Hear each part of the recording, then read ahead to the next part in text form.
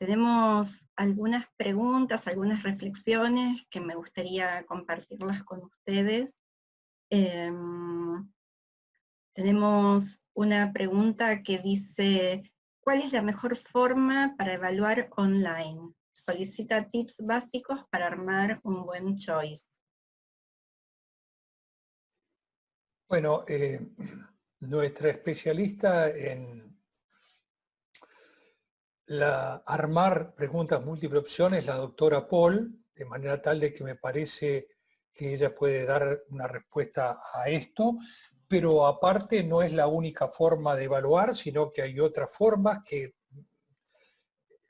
estamos tratando de pensar, como formar grupos pequeños, dividir las clases en grupos pequeños y con ellos formar foros de manera tal de que pueda haber una interacción con los grupos pequeños, y de esa manera tener un contacto un poco más directo y preguntarles a los alumnos qué les había costado más dentro de lo que se les ofrece, de la oferta que se les hizo, y de esa manera ir indagando por qué le costó más y ver si hay eh, una igual respuesta de todos, de que lo que les costó más es eso, y de ahí pensarlo si es porque es un tema más arduo o si es porque estuvo mal pensado en la forma en que se dio y se puede rever esa situación, de manera tal de que es bastante amplio el tema. Pero con respecto a las preguntas múltiple opción, las dejo a la doctora Paul, que va a saberla responder con precisión. Bueno, gracias Miguel. Desde ya que evaluar a través de preguntas de opción múltiple es una de las formas más tradicionales para evaluar y que el alumno recibe un feedback inmediato y simplifica mucho la corrección, ¿no es cierto? Porque uno a través del campus, para el campus es el mismo trabajo corregir 10 exámenes que 100, que 1000, que 10.000. Entonces, es una herramienta muy útil en ese sentido. Siempre un docente cuando evalúa preguntas de opción múltiple, bueno, tiene que considerar que dentro de las preguntas de opción múltiple debe haber preguntas que se evalúen conocimientos, porque hay conocimientos duros y más lineales que el alumno tiene que adquirir y necesitar, pero recordemos que esa es la menor capacidad. Cada vez esos conocimientos de dosis o cosas así, los alumnos lo pueden tener, no los alumnos, diríamos, todas las personas la podemos tener fácilmente accesible a través de la web, eh, pero la idea sería, aparte de evaluar conocimientos, bueno, evaluar situaciones de cómo haría la pirámide de Miller que presentó Miguel, que, bueno, sabe cómo, bueno, ante un paciente que tiene tal y tal cosa, bueno, cómo haría tal cosa. Ese es otro modo de evaluar preguntas de opciones, con preguntas de opciones múltiples. Otra de las opciones es evaluar situaciones clínicas más complejas, como el ejemplo que yo mostraba, bueno, de ya ver, bueno, una máquina de anestesia, situaciones, ir preguntándole al alumno como situaciones más complejas. Y después hay algunas cuestiones, como decía Miguel recién, que no se puede evaluar todo a través del multiple choice. El multiple choice es muy bueno, pero es muy bueno para algunas cosas, no para todísimo. Y hay cosas que requieren, se me ocurrió recién pensando a raíz de lo que dijo el doctor Romero, que interesante de que tenemos la información de que hay un grupo de alumnos que carecen en sus hospitales de un plan de contingencia, diríamos, para hablar de algo que está sucediendo ahora. Un plan de contingencia, de qué hacer si un grupo de personas, y que ya ha pasado en hospitales, un grupo de personas del servicio tiene que entrar en aislamiento, ¿no es cierto? Y quizá para corregir el trabajo de 150 alumnos, de pedirle, bueno, a ver, elaboremos un plan de contingencia, que cada uno proponga un plan de contingencia de su servicio. Corregir eso es un poco complicado porque no es un choice y por ahí no tenemos 10 tutores para corregir a 100 alumnos. Entonces, voy a ver si me sale de compartirles una cosa que lo tenía originalmente en la presentación y no lo incluí. Bueno, no, me parece que no me está saliendo, pero a ver. ¿Ahí lo están viendo? La diapositiva. Sí, Flor. Estamos viendo una Sí. diapositiva de Peer Claro, Group. es claro que acá lo que muestra es que este es otro modo útil que tenemos de utilizar a modo de corrección, ¿no? Y de evaluación, que compara cómo calificaría un docente y cómo lo calificaría un compañero a un trabajo, ¿no es cierto? Entonces, pedirle a los compañeros que se corrijan entre sí. Y vemos que hay una correlación muy interesante, o sea, los compañeros corrigen relativamente parecida a cómo corrige el docente. El docente puede supervisar alguna de esas correcciones, pero no le queda al docente calificar todo eso. Entonces el alumno haría un doble trabajo de elaborar su plan de contingencia, pero a la vez evaluar cómo elaboró su compañero su plan de contingencia. Y ahí hay un segundo aprendizaje. Entonces, este concepto también es útil porque hay cosas que se pueden corregir de esta manera. Y este estudio, bueno, también muestra esto, ¿no? Que si incluimos la autocorrección, que está en rojo, bueno, excepto un par que tienen una autoestima bastante alta y se ponen mayor puntaje que el propio profesor, pero vemos que también es bastante fidedigna la autocorrección. Entonces, bueno, hay múltiples modos de corregir, diríamos. Las preguntas de opción múltiple, claro, es una opción, pero hay otras herramientas para corregir cuando las respuestas no son tan lineales y que me parece puntualmente con lo que hacía referencia Carlos de los planes de contingencia, que sería quizá uno de los temas útiles para explorar y para usar estas herramientas de corrección por pares. Gracias, doctora. Dice la siguiente pregunta: mi nombre es José Luis Stinga, soy docente de regional de la forma tradicional y TBL, y mi pregunta es si hay estadística que el involucramiento del alumno en el TBL ha reducido el número de recuperatorios como dato objetivo.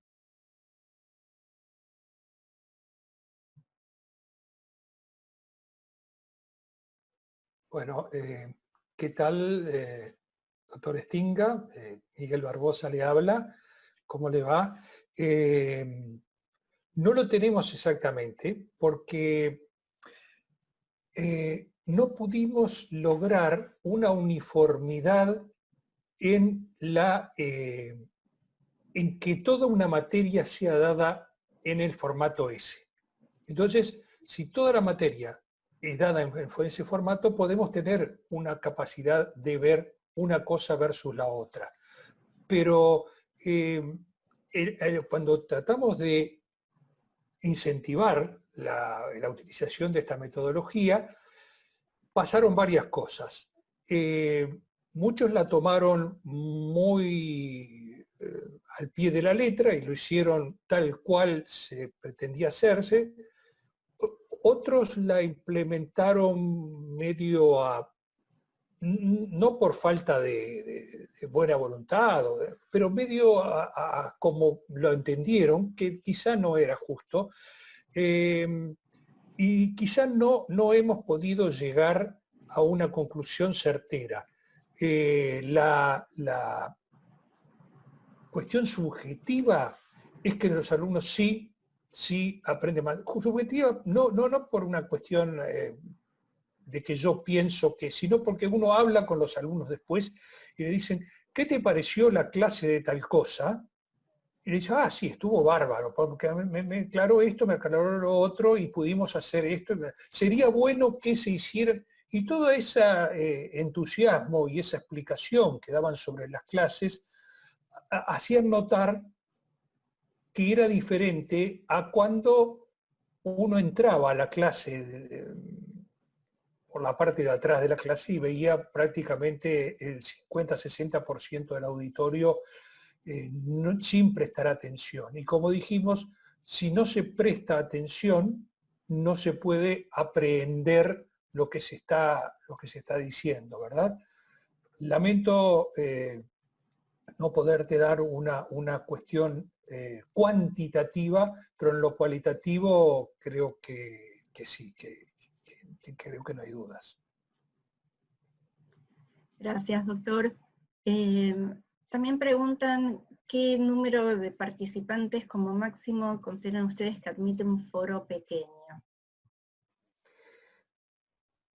No hay un número máximo de foro pequeño, pero digamos que nosotros estamos dando clase a 150 personas cuando estamos haciendo una exposición. De pronto, si se formaran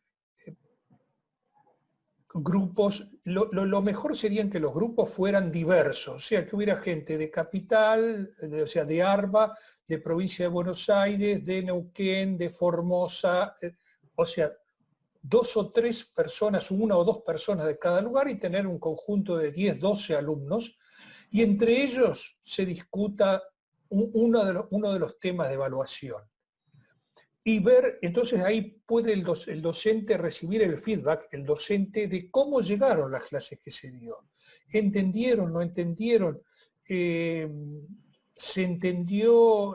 ¿Hubo una falla de comprensión en determinado tema en todos? ¿O hubo una falla de comprensión de determinado tema? Porque hay gente que les cuesta más entender un tema que otro, y bueno, son las cosas de la vida, todo nos pasa. De manera tal de que no hay un número preciso, yo no he leído en ningún lado que haya números precisos de la cuestión online, aunque ya están saliendo publicaciones debido a la pandemia, cómo hacer, por ejemplo, Team-Based Learning en formato online. Ya hay asesoramiento sobre cómo hacer, porque el TBL era fundamentalmente presencial, tal cual lo mostró la doctora Paul en ese video. Era ese bullicio en general de la gente trabajando y discutiendo las preguntas, y a veces riéndose, pero nadie estaba usando el celular. Yo no sé si ustedes vieron en esos escasos segundos que duraron, nadie usaba el celular en la clase. Y nosotros pudimos comprobar que nadie lo usaba durante todo el tiempo que estaban en esa situación. De manera tal de que ya eso es casi un logro, porque no es que usen el celular para la clase, sino usan el celular para utilizarlo en otras cosas, en Facebook, comunicarse con WhatsApp con un amigo, ver otra. Nada de eso estaba ocurriendo. De manera tal de que yo creo que esta es una gran etapa para intentar discernir cómo están pensando los pensadores de estas cosas, en cuál es la mejor manera de hacer el TBN online, que ya hay bastante diseñado, y entonces podemos dar una respuesta y una reflexión mucho más firme, ¿verdad? Gracias, doctor. Tenemos una pregunta que dice, ¿cuáles son las aplicaciones que utilizan para una comunicación sincrónica y cuáles para una evaluación? Perdón, como decían en los programas de antes, ¿me puede repetir la pregunta? ¿Cómo no? ¿Cuáles son las aplicaciones que utilizan para una comunicación sincrónica y cuáles para una evaluación? Bueno, supongo yo que las aplicaciones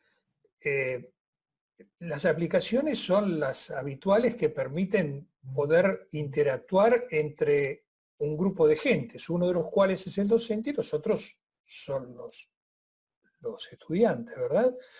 El tema de si es evaluación o no es evaluación va a estar ligado al formato que se le dé. Si el docente inquiere sobre los contenidos y los alumnos responden sobre los contenidos y el docente recibe una información de qué grado de comprensión tuvieron esos alumnos sobre esos contenidos, ahí va a estar teniendo una aproximación a la evaluación. Ahí va a estar evaluando cómo los alumnos fueron capaces de hacerse de esos contenidos y en qué grado lo hicieron. Si en un grado alto, tuvieron una comprensión completa, si en un grado mínimo no entendieron nada, o si en un grado más o menos. Y puede inclusive discernir qué cosa, de toda esa información, qué cosa le resultó más difícil de comprender e inclusive poder grabar nuevamente algo sobre los aspectos que fueron más difíciles de entender para los alumnos, ¿verdad? En ese ida y vuelta es donde se van reforzando los conceptos, porque se los obliga a los alumnos a repensar, a hacer una devolución de no comprensión y a su vez recibir nuevamente información sobre eso, y al ir trabajando sobre ese tema, es que se va reforzando esos ciclos neuronales que hacen que los conceptos se vayan fijando y vayan quedando más firmemente pasibles de ser utilizados. Lógicamente, no hay que caer en el peligro de que aquel alumno que no entiende le resulte más fácil preguntarlo que razonarlo e ir a buscarlo donde corresponde. O sea, el alumno tiene que razonarlo e ir a buscarlo donde corresponde.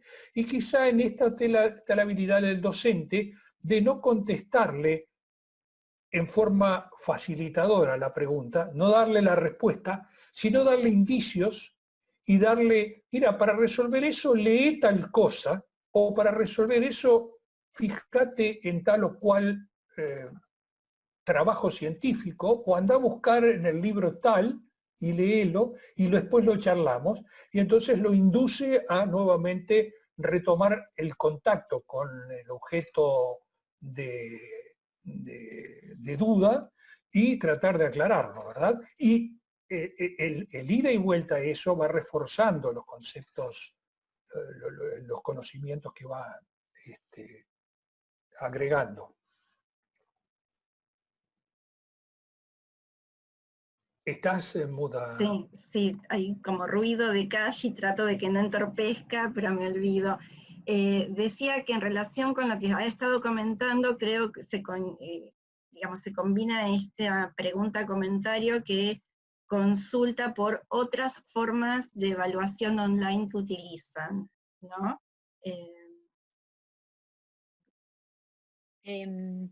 Sí, quería comentar, estaba viendo esa pregunta de otras formas de evaluación online. Ah, mira, acá estoy viendo, Carlos Romero, que vos contestaste ya, que otras formas de evaluación online que estamos utilizando son los DOPS. No sé si querés, Carlos, comentar vos al respecto. Por favor, si lo pueden comentar en voz alta, porque a lo mejor por no favor, todos Flor, lo han vos sos la leído. experta.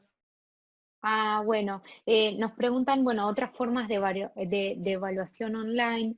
Nosotros ya hemos venido trabajando en evaluaciones en ambientes de trabajo, porque no todo lo que nosotros evaluamos es evaluable a través del campus, diríamos. Hay cosas, y como decía el doctor Romero, bueno, que hay procedimientos, habilidades técnicas y habilidades no técnicas que no pueden ser evaluadas a través del formato online.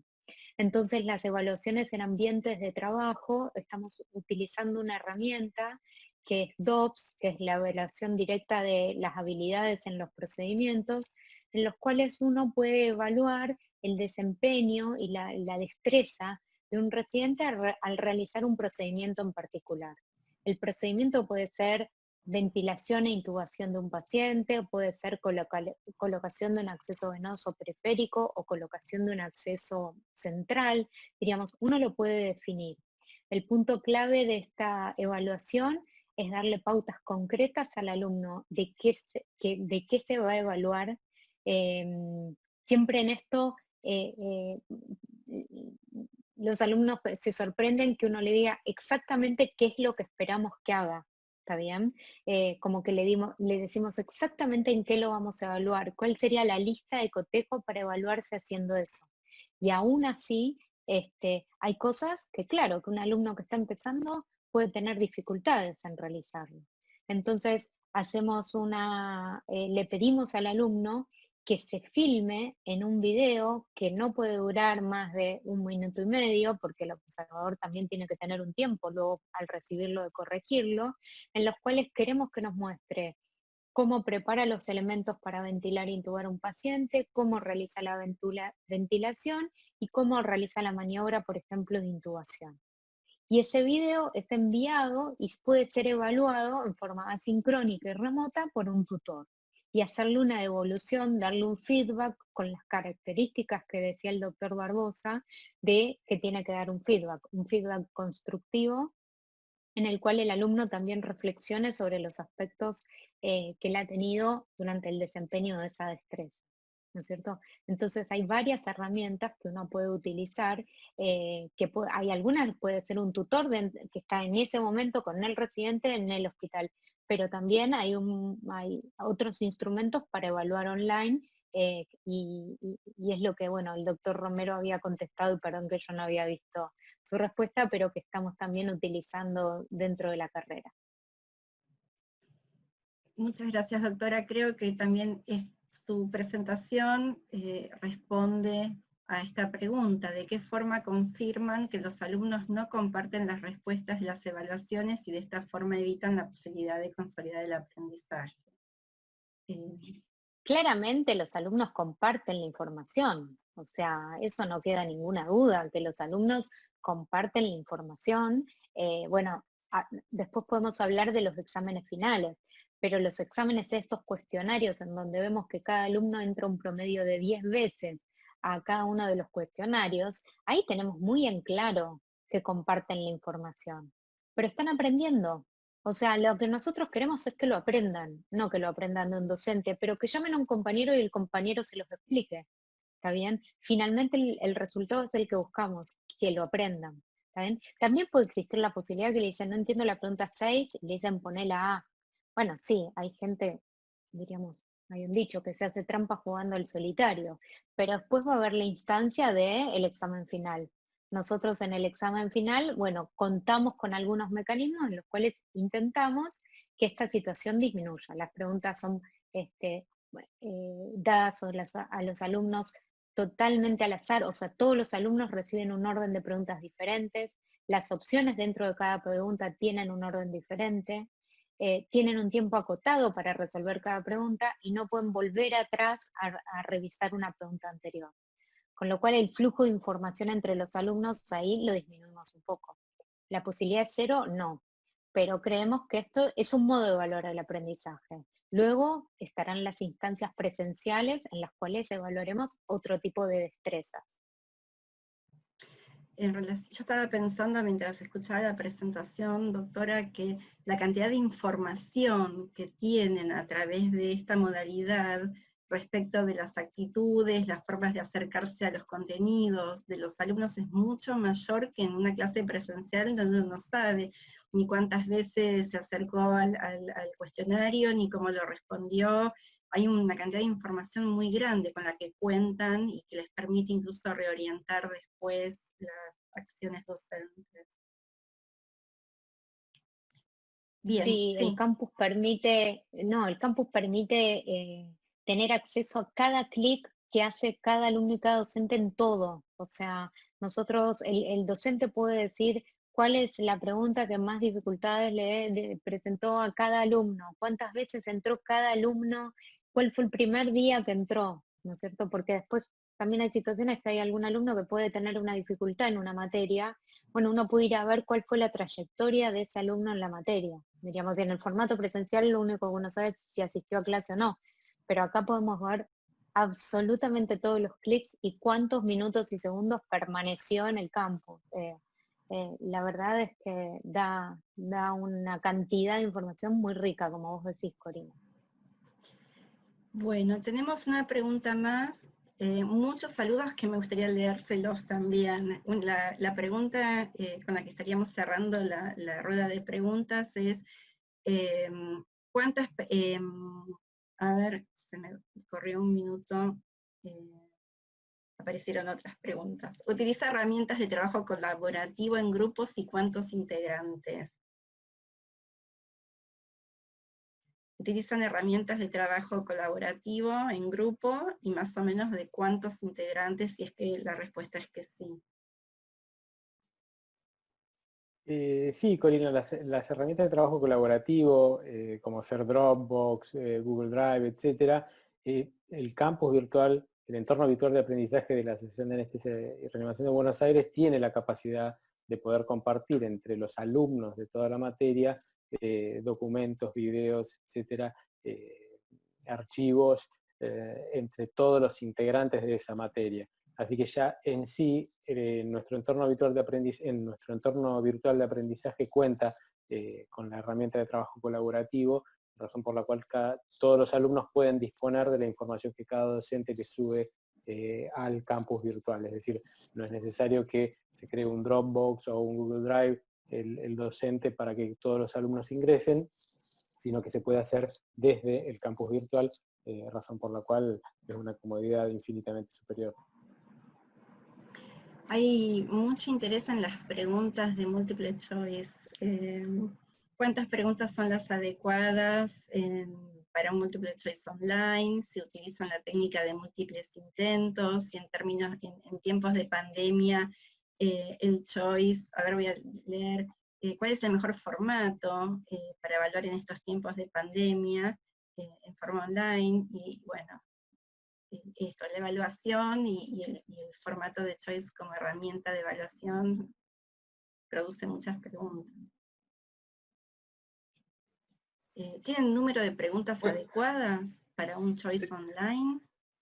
¿Y cuántos intentos? El problema quizá con las preguntas del choice online tiene un sesgo, que es que los alumnos se pasa muy rápido la información entre ellos, y entonces uno ve que todos los alumnos tienen más o menos las mismas preguntas respondidas de la misma manera, ¿verdad? De manera tal de que eso por un lado. Por otro lado, si lo pasamos a formato a desarrollar, por supuesto que no terminamos más de de leer las preguntas, porque son 150 alumnos de una materia, y lógicamente el leer 150 alumnos, 150 respuestas de cada alumno multiplicado por el número de preguntas sería inacabable. De manera tal de que no hay una respuesta categórica para esa. Lo que nosotros hacemos es, estamos haciendo en algunas materias, es que una vez que se elevó una de las clases al formato online, esa clase va acoplada a un número de 5 preguntas, por ejemplo, que son respondidas. Una vez respondidas esas 5 preguntas, le habilita a pasar a la siguiente clase, y así sucesivamente. Como sabemos que eso puede estar sesgado por el traspaso de información, después vamos a tratar de hacer otro examen, que estamos viendo si lo podemos hacer en forma presencial o de qué manera, con un número mayor de preguntas y cuya relevancia, cuya peso, cuya ponderación de ese mayor número de preguntas, que yo creo que la doctora va a saber mejor el número de preguntas, múltiple opción, como para tener una idea de determinada manera, pero son cerca de más del 50 y cerca del centenar.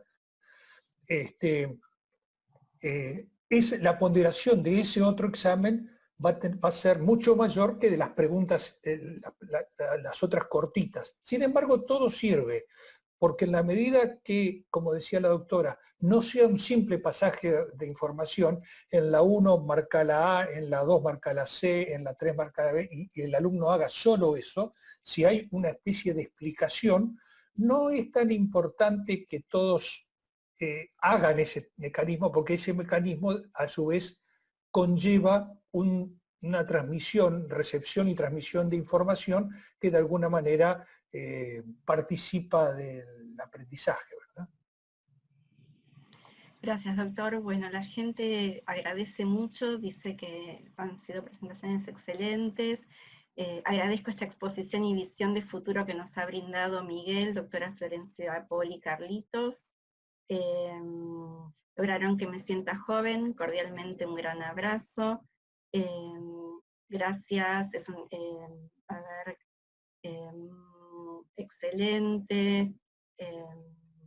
Bueno, y muchas gracias, agradecer mucho.